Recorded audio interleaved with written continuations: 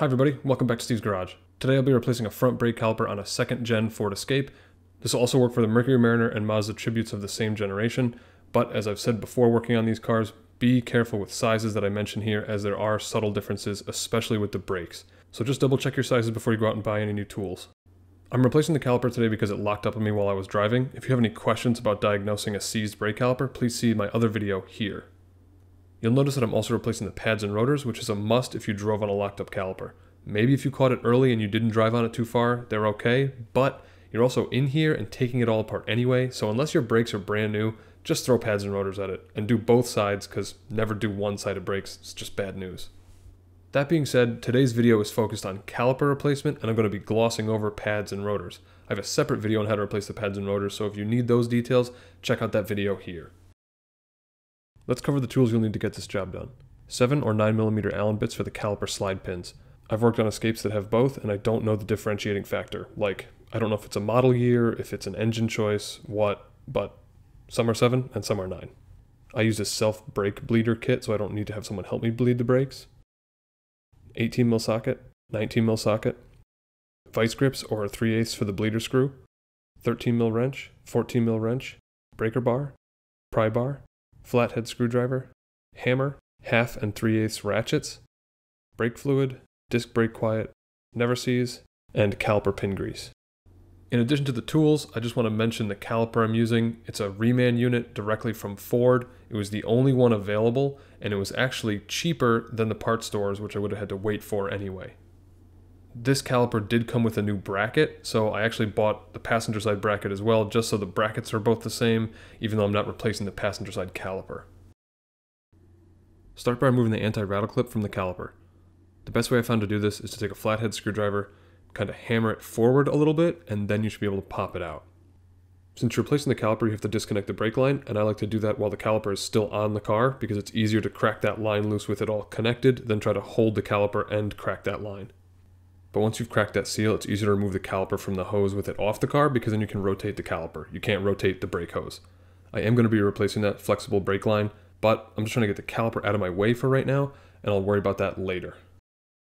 The caliper slide pins are located on the back side of the caliper behind those dust caps, and those are the 7 or 9mm Allen drivers that you need. Again, don't know which one it'll be. You got to check on your car. If you're replacing the caliper because it's seized up, chances are it's not going to come easy. You're going to have to pry it off the rotor. Also, be ready for some brake fluid to start dripping out because that line is cracked loose. It's going to start rotating. You're going to get some dripping brake fluid. That stuff is highly corrosive, nasty fluid, so just make sure you have a drip pan underneath and you're ready for that.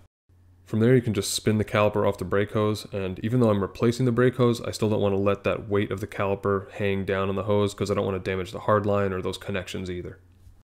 If you're not replacing the caliper bracket, rotor, or flex hose, you don't have to remove all this stuff, but I am replacing those, and I just want them out of the way to replace the brake hose, so feel free to skip this step if you're not.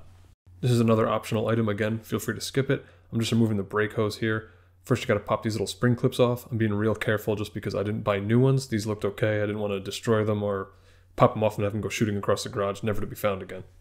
After that, you just loosen the nut that holds the hose to the hard line, and then pull the hose out, and you're all good to go to replace it. To be clear, this hose didn't show any signs of damage, but I've always been told that if you replace a caliper, you replace the brake hose with it. It's just good practice, so that's why I'm doing this. And now for the reassembly process. If you did replace that brake hose, it's easier to install it onto the caliper before you install it onto the hard line. If you didn't, just spin the caliper onto the brake hose the same way that you took it off. Just a friendly reminder to tighten all your fittings now while you're installing it. Don't save it till later and forget and then pour brake fluid all over the floor when you go to bleed the brakes. Here I'm just putting the rest of the brakes back together, loading the pads, putting the rotor on, bolting it all back up. I'm glossing over this because I'm assuming if you got this far in replacing the caliper, you know how to tighten the rest of the brakes back up. If you do have any questions, feel free to check out that other video that I spoke about earlier, and I'll link again here. Now it's time to bleed the brakes. We didn't lose much fluid, but replacing the caliper and or the line, you definitely want to bleed the brakes. You don't want to take any chances with air in your brake lines, and you don't want to skip this step. There are a couple different methods of bleeding brakes, and it's definitely a thing that everyone has their own little way of doing. I'm not going to cover all of those today. I'm just going to go over a general method of bleeding brakes, how and why to do it, and move on. If you have any questions about it, feel free to leave a comment or go check out a more detailed video on bleeding brakes. One last thing I want to mention is that you don't need to bleed the whole system on this car. If you look at the distribution block, there's 4 lines coming out of it, which means each corner has a dedicated brake line, so you only need to bleed the line that you messed with. No matter what method you're using, start by opening up the brake fluid reservoir and make sure that you have enough fluid in there that you're not going to run dry when you start pumping the brakes. If you do run dry, now you have to bleed the whole system. My typical method of bleeding brakes is the 2-person method where one person's in the car and one person's operating the bleeder screw, but since I don't have someone to help me, I'm doing it by myself today, and I actually bought this really cheap bleeder bottle from AutoZone, and it's perfect for just doing one side.